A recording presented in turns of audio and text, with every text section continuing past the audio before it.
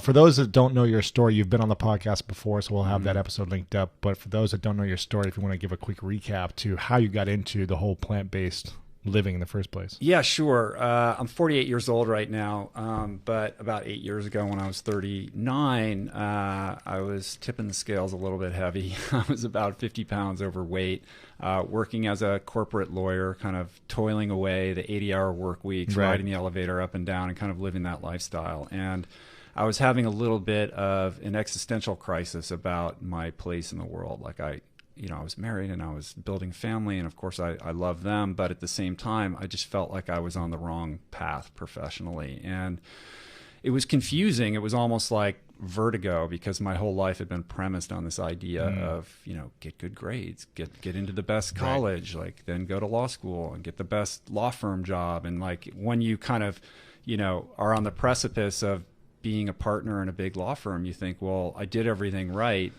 This is what I was promised my whole life was going to make me happy. Right. And I was not fulfilled. And I looked around me at the people I was working with, and I just didn't aspire to have any of their lives. And so I was having this kind of internal crisis about what I was doing with myself. And meanwhile, I wasn't taking care of myself. I was eating what I like to call the window diet. Right. You can pull your car up to a fine dining establishment, roll the window down, and they hand you food. That's what you eat. So I was subsisting on, cheeseburgers and French fries and nachos and Pizza Hut and Taco Bell and all that kind of stuff for years and years and years. And it was starting to catch up to me, 50 pounds overweight. And then one night, shortly before my 40th birthday, walking up a simple flight of stairs, I had to pause. I was winded, out of breath.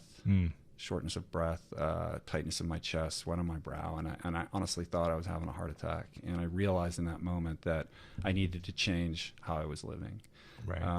And that really began the journey of exploring healthy foods and healthy lifestyle habits. I ended up adopting a plant-based diet, which, I'm the last person in the world that ever thought I would go vegan. Like for me, like vegans are like guys that kick the hacky sack and smoke a lot of dope and like have dreadlocks, and, which is fine. That's cool. But that's not my trip, so I never identified with that.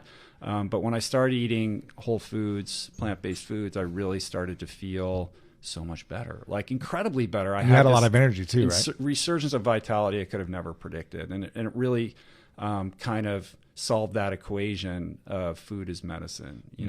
Hippocrates said it in 340 BC. And of course I'd heard that quote, growing up, but I never really thought about it. And I was starting to realize like, wow, we really can impact how we feel and how our bodies function and how our minds operate and how we interact with other people based upon the things that we're putting in our body.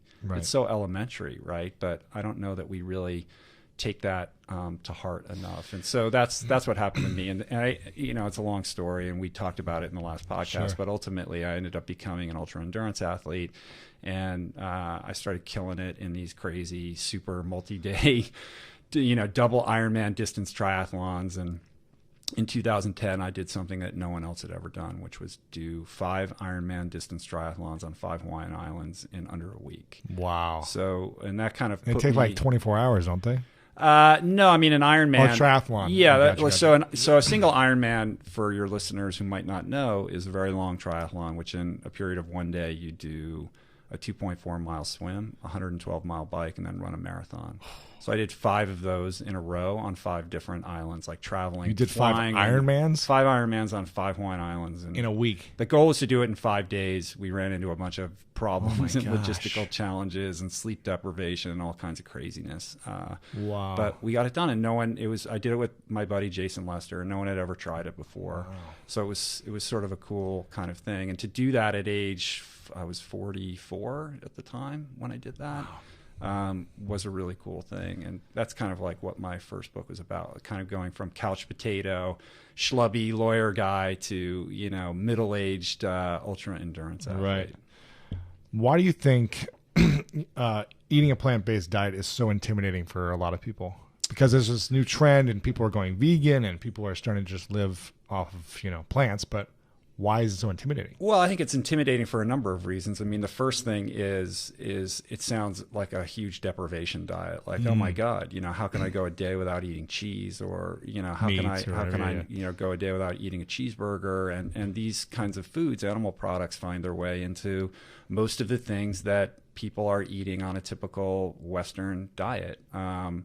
And so I think that right off the bat, people are like, "Whoa, not so fast!" Right. That's kind of scary. And by the way, we've been told our whole lives that if you want strong muscles, you need to eat. Beef is what's for dinner, and milk does a body good. And I certainly believed all of those things my whole life. So it was really kind of anathema that you could not only like breathe air in and out of your lungs, but actually be an athlete without eating those things was something I would have never predicted. And so, part of my message is that, plant-based foods are incredibly healthy and they contain everything that you need to live. And also, and this is what the Plant Power Way is really about, is it doesn't have to be a deprivation thing. Yeah. Like we always say, focus on all the new exciting foods that you're bringing into your diet, like nutrient-dense foods that are super healthy for you, Sure. As opposed to focusing on the couple things that you're giving up. Right? Gotcha. And what would you say are the highest performance foods out there? Interesting. Well, I think performance from the perspective of being an athlete. Yeah, I mean, just running optimally in your life, Right. but also giving you the most energy, the most Yeah. recovery benefits, whatever it may be. I think that making sure that you're getting lots of dark leafy greens into your diet. We're all talking about kale these days, at least in Los Angeles we are. Yeah, it's huge. It's Yeah, everywhere. it's all about kale. So I always start my day with a smoothie, a blended smoothie in like our high-powered Vitamix blender that usually contains spinach and kale and things like that. And they're so rich in phytonutrients and micronutrients, and they just energize you. They just like, instead of eating like a really heavy like breakfast of like waffles or something like that. Chicken and waffles, man. It's so good. Yeah, though. I know it is. I know. Look, I know, man. But to start your day by like drinking a salad and just, you can almost feel your body coming alive. That's true. It's a miraculous thing. So I always say to people, like, if you're going to just, don't worry about vegan or plant, like you're 100% whatever, just like start drinking blended dark leafy green smoothies in the morning and like watch your life Body change. change, Your your body life, change. your Well, I mean, I energy. think it's your body, yes, it's your energy levels, but as you know, when you have good energy, that affects everything. It affects how you perceive the world. It affects how you interact with people. Your mood. Yeah, your mood and Stress the levels. ripple effect of that applies to everything in your life. Yeah, that's true. What? Tell me, what are a couple other foods besides the dark leafy greens? I like to eat a lot of lentils and beans. They're very high in protein. So as an athlete, that's important, of course. Sure. I also I'm a big fan of veggie burritos. That's like my go-to lunch. Veggie burritos. In a pinch, all right. yeah, in a pinch when you're driving around town, I can always, especially in Los Angeles, I can always find rice and beans and guacamole. Right. What else? I mean, I love superfoods. Yeah. There's a lot of talk about superfoods. I don't think there's any superfood that's a panacea. And I think a lot of people want to jump on the superfood bandwagon before they've cleaned up their diet. I look at that as like the cherry on top of the sundae. Like when you're eating super clean, then superfoods can give you that added edge. So like cordyceps, I love for athletic performance. Spirulina, which is the highest protein content by weight of any food on the planet, including beef. So like spirulina is good. Yeah, we could have a whole podcast about superfoods. But, Wow. that's a different Next thing. time. Yeah. The next book.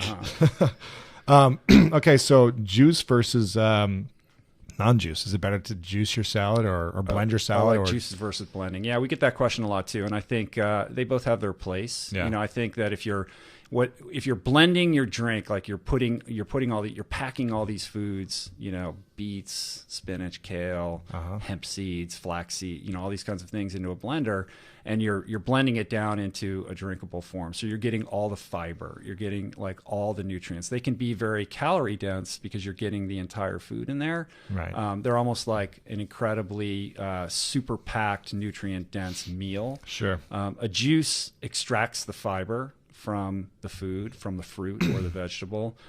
So it's a very highly concentrated dose of phytonutrients. Right. And I look at juicing more as medicinal. I think you got to be careful with juices, especially when juices are very high in fruit, because the sugar content can be super high. So they both have their place. They just have different purposes. Gotcha. But you're saying you shouldn't have like a bunch of juices every day, or you shouldn't just live off of a juice diet? Well, I think it depends on what kind of, like if it's just pure, if it's pure kale juice, as opposed to orange juice, and I think there's also a difference between the kind of juices that you'll see in Los Angeles, that like creation juice or, blueprint juices, these very high kind of like, artisanal, organic juices that can be very expensive. You can make them at home for super cheap with your own juicer. So I think it depends on what kind, but I think you do have to be a little bit more cautious about just, pounding juices all day long. Gotcha. Okay, cool. So let's say, I'm surrounded by a lot of healthy athletes all over the place. I work out with healthy guys who are shredded, 6-packs, ripped, super high energy throughout the day, who aren't vegan, who aren't plant-based. Right. So why should someone who is already super healthy consider a plant-based diet?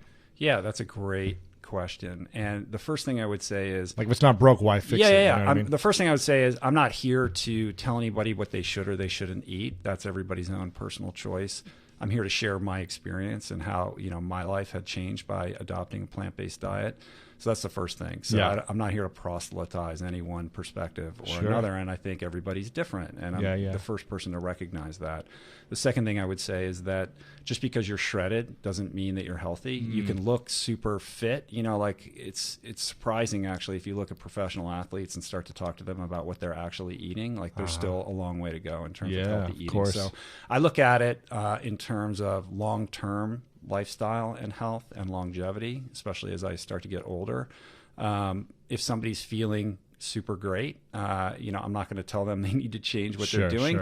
And I would say that it's not that eating a plant-based diet will inherently make you a better athlete, but I will say this, and this has been my experience, that the typical Western diet, or a diet, I should say, that is sort of high in animal products, dairy, and processed foods, which is becoming a bigger and bigger problem, obviously, tends to be very acid forming on the body. And we have to work very hard to maintain an essentially neutral pH in our body. Like our all of our systems try to regulate, our pH to keep it in neutral.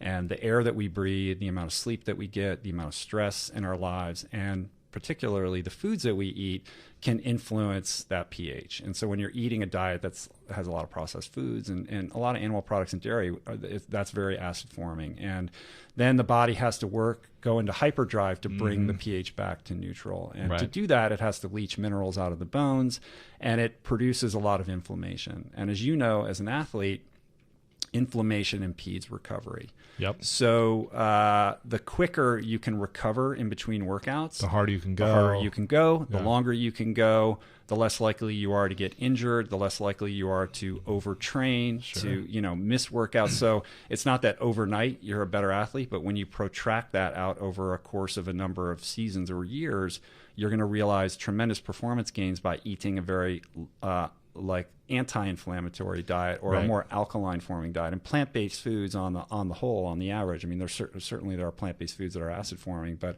on the whole, it's very alkaline forming and very anti-inflammatory. And so that's allowed me to go. I mean, when I trained for my first Ultraman, which is a double Ironman race, that it's like a 320 mile, triathlon that circumnavigates the big island of Hawaii. The first time that I attempted it was in 2008, and I really only had 7 months to prepare for it.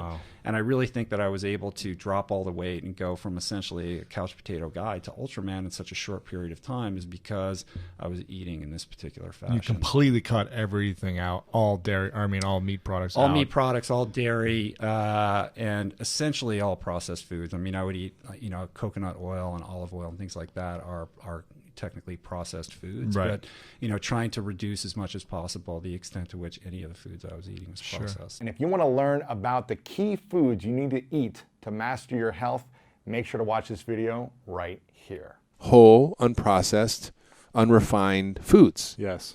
We should get rid of food additives, Foods hormones, from the ground, everything. No antibiotics, no hormones, no pesticides, no GMO.